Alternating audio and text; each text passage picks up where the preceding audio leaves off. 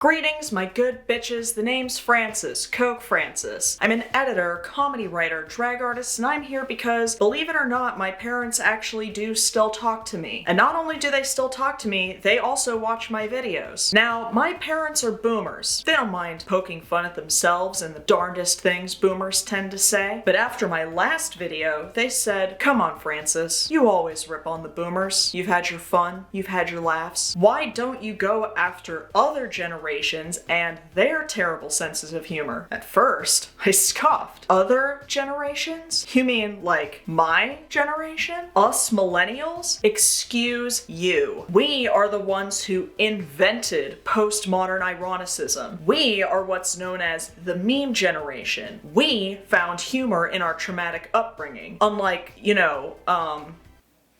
wait, how on earth could you not piss your pants when we come up with brilliant terms like adulting, or talk about why we can't own homes, or when we gatekeep the 1990s? Seriously, dude, some of the funniest people on the planet are millennials. People like, wait, yes? Yes, I understand. Thank you for informing me. Alright, we have just received word that the only funny millennial is, in fact, Bo Burnham. Anyway, I'm not sure if you all know about this, but apparently Gen Z hates us now even more than boomers do, which I didn't think was possible. But instead of scolding us about avocado toast or whatever, kids these days have taken to bullying us on TikTok, and I gotta be honest, we kind of super deserve it. But as I was doing research for this, I found that shitting on millennials is already well-trodden ground, and I wouldn't really be adding anything to the conversation that hasn't already been said. So I thought, why be part of the problem when I could be part of the solution? We've all seen content about the cringiest aspects of boomer, millennial, Gen Z, and Gen Alpha humor. I think my favorite thing about Gen Alpha is the fact that after them, there's eventually going to be a generation called Gen Beta. Now, Gen X, on the other hand, is known as the forgotten generation, and that checks out because there isn't nearly enough content making fun of their sense of humor, which is basically boomer humor but with less racism and more "I'm cooler than you" and the disclaimer of "I'm not like other boomers." Am I risking potentially offending a huge portion of my fan base that came from my buddy Cole video? Maybe. I don't know, man. You guys pushed the "everyone's so offended by everything nowadays" narrative pretty hard. I also realized that even though Kids in the Hall was popular with Gen X, it was actually created by really chill boomers who quite directly parodied Gen X in many of their sketches. Plus, Buddy Cole is neither a boomer nor a Gen Xer. He's a 1,000-year-old vampire. Duh. And today we'll be taking a look at a generation of humor which, like the people who created it, often gets overlooked. I know you Gen Xers think you're super cool and all, but we'll come to that conclusion ourselves and see if you're really just as cringe as everyone else. Sorry, but before we do, if you are a fan of watching a very tired drag queen talk about nerd shit forever, I ask that you please go to your nearest college party, drink shitty beer, and tell all the Zoomers there about how much more fun you were able to have when you were their age. When they inevitably ignore you, entertain yourself by just going ahead and unzipping your pants and dick slapping those like and subscribe buttons as hard as you can. So there are a lot of common themes and tropes that I came across while doing research for this, and since I lack general organizational skills and take medication for it, I've compiled them into what I like to call Gen X humor bingo. First up, our free space. New generation bad, old generation good. We all saw this one coming. Latchkey kids and feral children. Comparing ages of when they did something first. Refusing to grow up in a way that's not cute. Saying, "I don't give a fuck," while clearly giving a fuck. Mental illness and or allergies are trendy. Complaining about pronouns.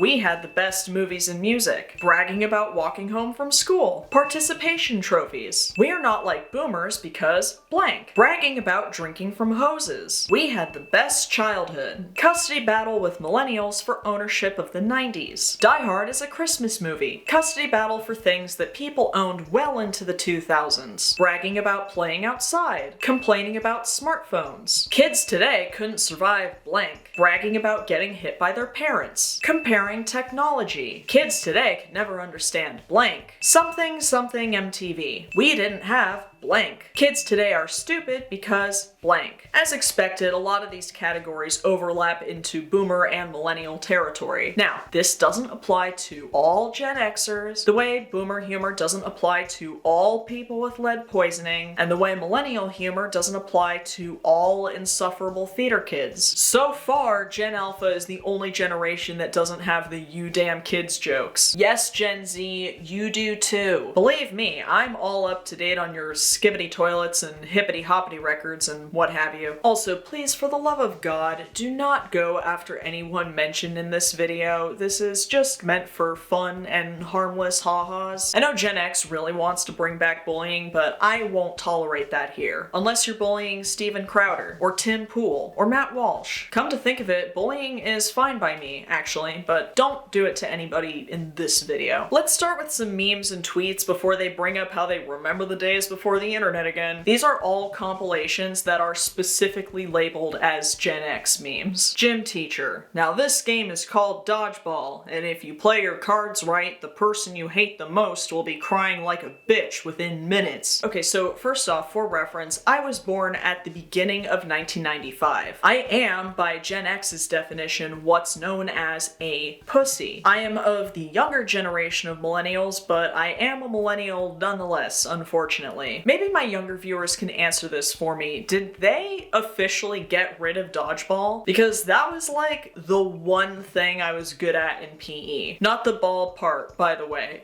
just the dodging. Back in my day, we didn't wear helmets. We just lie there unconscious until someone came to get us for dinner. So this is the most common theme we're gonna see today. People flexing how shitty their childhood was and then following it up with "we had the best childhood." Doesn't sound like it, homie. You guys can call us Gen Xers Karen if you want, but if you understood us at all, it'd be Heather. Ooh, this hits a couple of squares. Because not only is it a Heather's reference, but there's also the delicious irony of being the generation that says you're not entitled because you never asked for blah blah blah, but then your attitude somehow earns you a nickname that's synonymous with entitlement. Just one of the many reasons Gen X is tougher than your generation. And it's a picture of a rusty, spinny playground thing. I can't remember the name for it. Oh yeah, so one of their big arguments as to why they're stronger than newer generations is because of like shitty or hot playground equipment, because that clearly didn't exist after their childhoods. They love talking about how much tougher they are than newer generations, even though literally nobody asked them to. Listen, I get it. You're the forgotten generation. You need someone to acknowledge you. That's what I'm doing here. You should be thanking me. Notice me, senpai. Notice me. Boomers, people are too sensitive and need to toughen up. Millennials, people need to care more and help each other out. Gen X, Die Hard is a Christmas movie. I saw this joke so many times that I had to make its own square on the bingo card. People who argue over whether Die Hard is a Christmas movie and people who argue about pineapple on pizza deserve each other. The life of a Gen X kid. Wake up and immediately go outside. Play with dangerous things in dangerous places. Show up for dinner 14 hours later. Parents are surprised to learn you weren't home. Eat fish sticks alone while watching TV. Read in bed with a flashlight. How the fuck is eating fish sticks and watching TV exclusive to one generation? How is reading with a flashlight exclusive to one generation? I think I'll make a mixtape, by which I mean a playlist, but look, I'm Gen X, and we call them mixtapes. Deal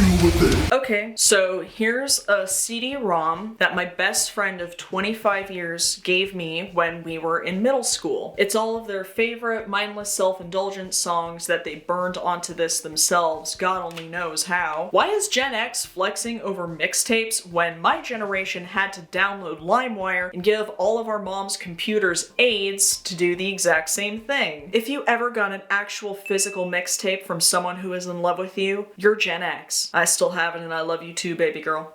When I was a kid, there were no phones or tablets. We read cereal boxes at breakfast. Is that why they still put games on the back? I feel like this only applies to a very specific portion of Gen Alpha and iPad kids, which is hilarious because that implies that these people are actually beefing with literal babies. Hard to believe I once had a phone attached to a wall. When it rang, I'd pick it up without knowing who was calling. Amazing I'm still alive. Okay, boomer. Like, not only is this stolen from a Louis C.K. joke, but it's also just a really weird flex. I know there's humor and hyperbole, sure, but there's gotta be a nugget of truth in that, and literally nobody doubted your survival back when you had an old-ass phone. You merely adopted boredom. Gen X was born into it, molded by it. I can't believe I'm siding with the boomers on this one. Do y'all really think that you're the first generation who experienced boredom? Growing up in the 80s, this was our GoFundMe. Yeah, man, it must have been really nice to grow up in a decade when college was still affordable and before Reaganomics fucked us all over in the decades to come. Then again, you guys actually had to see that fucker on TV, and for that, I truly sympathize. Really, I do. Me, Die Hard is not a real Christmas movie. Fellow Gen Xers, you're accused of Soviet behavior. The court finds you guilty and sentences you to be shot. You know what else is a Christmas movie? Batman Returns. And you never see people fighting for its right to be recognized as such? When I was a kid, you didn't have to say, "Don't try this at home," because we weren't complete morons back then. Thanks for the sage advice, generation who still thought hitchhiking was a good idea. When my boomer father tries to explain to me how the Beatles ruined music, when I try to explain to my millennial daughter that MTV used to actually play music. This might be my favorite recurring thing I've seen. Gen Xers talking about how cool MTV used to be. And I always just think of that one sketch from Portlandia where Spike tries to take back MTV from the tweens. Gen Xers, 1965 to 1979. The last great generation before all these sissies were born. Honestly, it's not the fact that this literal baby is drinking beer that bothers me, it's the fact that he's drinking a fucking Coors, which is basically water. So, who's the sissy now? Gen Z. You're the Karen generation. Gen X. Meh. Whatever. Gen Z. Did you not hear us? Gen X. Light cigarette. Look, man, we didn't spend our whole lives not caring about anything to get worked up over this petty nonsense. So let us know when you get this out of your system. Alright, that's enough mediocre memes for the day, I think. They say comedy is 99% delivery, so let's move on to some actual content and hear this generation speak for itself. So here's a creator named The Real Slim Sherry, and being Gen X is actually her entire personality.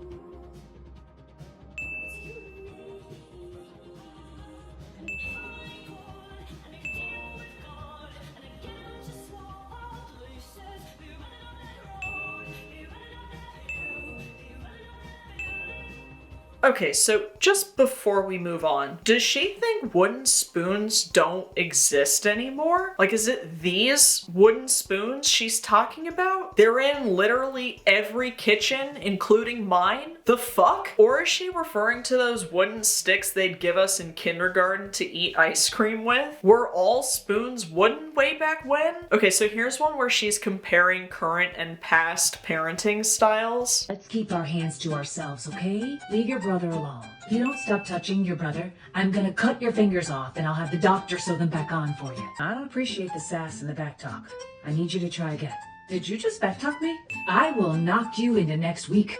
Go get the belt, now. Okay, so two things about this one. Every East Coast Italian mother is like this to this day. Yes, this is accurate and kind of funny, but it's also just another weird example of how they think that being threatened and abused as children somehow made them better and stronger adults. Like, this is not the flex you think it is. Am I missing something here? Am I just the pussy millennial that they all think I am? Yes. Generations are made up. It's just a way to label us. And that's why all your content is you labeling yourself and others and flexing being from a certain generation, which is supposedly made up. I don't know. I like her hair. I like her spirit. I don't even hate her content. It just makes my eyes roll into the back of my head. Also, looking at more of it, a lot of it has to do with her turning 50, so maybe this is just a humorous coping mechanism for her. I don't know. She looks great great, but some people just can't emotionally deal with aging, I guess. I know people who did shit like this when they were 40. And of course, this video wouldn't be complete without me shitting on cringy stand-up comedy. And I wouldn't even say these are cringy necessarily, just not particularly that funny. So this first one you might have seen make the rounds on TikTok. Her name is Karen Morgan, which is, kind of fitting. And we had pixie sticks, just a straw filled with sand and sugar.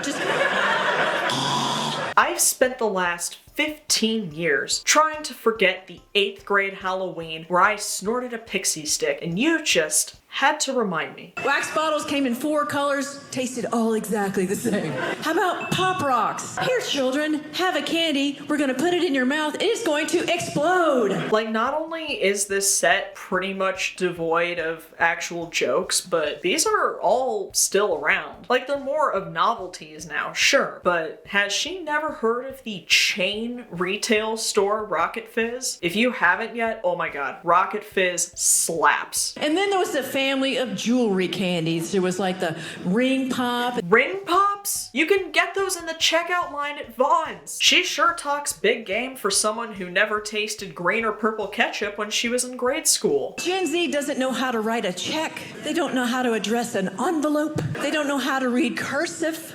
Does she think everyone 25 and under has never sent or received mail or weren't taught cursive in the 4th grade? I absolutely love this lane of boomer and Gen X humor because they're the ones who gave birth to and raised these newer generations and then complain that we can't do any of the things that we were never taught in the first place. As if Gen Z takes over the world, it's gonna be pretty easy to get it back. Do you think people in the 1800s were like, kids today can't even load a damn musket? Was this lady's grandparents like, this generation is doomed? How will they survive a world where they can't send a simple telegram? And of course we have none other than Roseanne Jr., aka Miss Christina P. And as much as I used to really enjoy her on Your Mom's House back in the day, she too has made Gen X her entire personality in both her stand-up and on the podcast. And holy shit, it wears on you after a while. Can I just say though, can I just say right now, up in here on this day, this look is such a serve. It's giving televangelist's wife. Tammy Faye would be so proud right now. I'm not even saying this to be shady or sarcastic. She genuinely looks fabulous here. Everyone got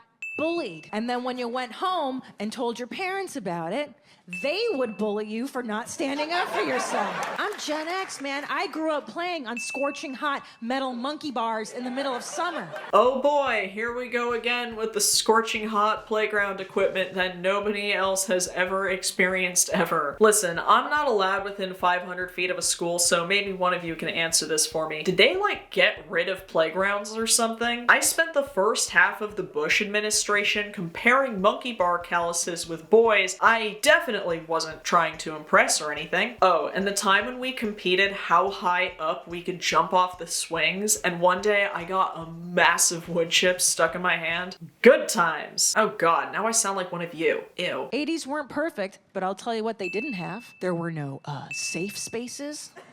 There were no trigger warnings. And there were no fucking peanut allergies. Okay, sis, I'm gonna need a citation on that no peanut allergies part. But not only that, I'm struggling to find the joke here apart from the shtick of back in my day. Not that you shouldn't joke about people with peanut allergies. You absolutely should. We were latchkey kids. You know what that is, millennial? Is that a band? No, it's not a band. We had things called PSAs, and little Emmanuel Lewis would come out. Hey kids, we know you love to play with matches. Nobody's gonna tell you to stop. But if you get set on fire, I don't know, stop, drop, and roll or some shit. That's your problem. Okay, now that sounds fun. We had PSAs too, but it was usually just Hillary Duff telling us to not say that's so gay. Well, say that something's gay when you mean it's bad. What if every time something was bad, everybody said, oh, that's so girl wearing a skirt as a top? Those are cute jeans, though. When you say that's so gay, do you realize what you say? Knock it off. And you know what? It worked, because I only say "that's so gay" about 3 times per day now. So thanks, Lizzie McGuire. We love an ally. Oh, my favorite ones though, and I don't know if these count as PSAs, but sometimes the Disney Channel would air these little short segments during commercial breaks called Express Yourself, and they described it as basically getting to know the kids you saw every day on TV. And a whole bunch of them were just all of our favorite Disney Channel stars talking about how 9/11 affected them. It does help to talk about September 11th. It was such a traumatic event that, I mean, how could you forget? I think it does help to talk about it a lot, because even though it was a year ago, it seems like it happened yesterday. If you had heard me last year, that's all I would have been talking about. Yeah, so in between reruns of Lizzie McGuire and Even Stevens, we all just sat back and watched as the Disney Channel fed us pro-war propaganda, where Shia LaBeouf would tell us all what it means to be a patriot. I saw someone waving a flag on a freeway overpass, and it was so emotional because you thought, this person's just out there being proud. Girl, me too. Oh, wait. You meant an American flag. Okay. Got it. I would love to make a video about these actually, but Nick DeRamio already made one and it's super well done. Go watch it. After this, of course. Anyway, back to the subject at hand. Get it together, Francis. Take something seriously for once in your life. Gen X humor. Where does this all come from? So I have a theory that each generation is shaped by collective traumatic experiences as children. Every generation is valid, and so is their trauma. If you saw JFK get his brains blown out on live TV as a kid, you're a boomer. If you had an AIDS patient come to your classroom to tell you about the dangers of HIV, you're Gen X. If you can remember what it was like to be a kid at an airport before and after 9/11, you're a millennial. If you were still in school during the pandemic, you're Gen Z. I honestly believe that this defines generations way more than simply the year you were born. And what's always born out of trauma? Humor. I'm well aware that millennial and Gen Z humor is the result of a post-9/11 society. It's postmodern, ironic, and surreal in a way that reflects the weird times that we live in, which is getting so difficult to parody that even South Park has had a hard time of doing it. Our parents' elections, they were easy. They were just like, which candidate would you share a jelly bean with? And then our elections have been like, which pedophile do you prefer? The reason I know this is because these are times that I grew up in and experienced. The reason a lot of people from older generations don't understand why our humor is the way it is because you kind of just had to be there. Specifically at a certain young, impressionable age. You Gen Xers grew up during a very unique era and had a lot of collective experiences that most generations didn't have. From what I've noticed, this humor seems to be deeply rooted in nostalgia, as well as the whole nobody understands me thing that Gen Xers were notorious for way back when. According to you guys, you invented sarcasm. I personally think nostalgia is bullshit, and every generation falls victim to it. I am exhausted by all the millennials who've gaslit themselves into thinking certain things are good just because they remember them from their childhoods. Attention, all millennials. Listen, Hocus Pocus is a bad movie.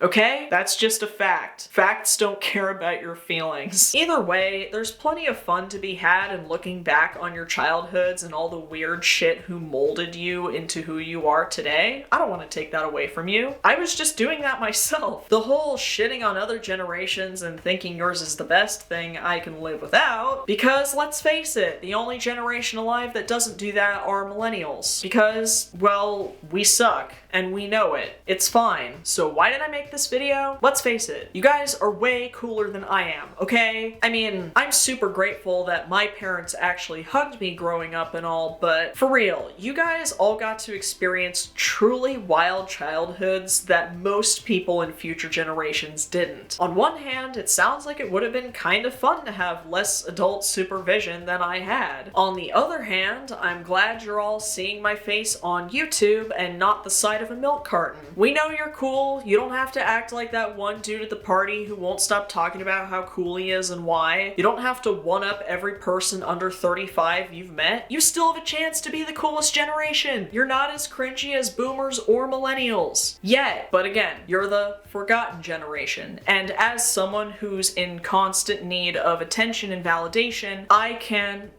empathize. Now, I just love arguing for custody over the 1990s with Gen Xers, but do you know what I love even more? The winning comment from the last video. Monty R 2083 says, "Godless help us. As someone who grew up in a family of the working poor, I appreciate someone else pointing out that the whole Roseanne thing has a layer of tragedy and disappointment that is absent in most of these comedians. They've mostly just found that being a right-wing court jester is like a Vegas residency for people who aren't good enough to actually get one." That last part though, goddamn. You too can be featured in the next video. Leave a comment below and I will pick my favorite one and give you a shout out next time and pin your comment to the top of the comment section. If you would like to see more of my clown mug elsewhere, please consider following me on Instagram or TikTok. My handle for both is at Queen Coke Francis. If you enjoyed this video and you haven't done this already, please go to your nearest college party, drink shitty beer, and tell all the Zoomers you see there how much more fun you were able to have when you were their age. When they inevitably ignore you, entertain yourself by going ahead and unzipping your pants and dick slapping those like and subscribe buttons as hard as you can. And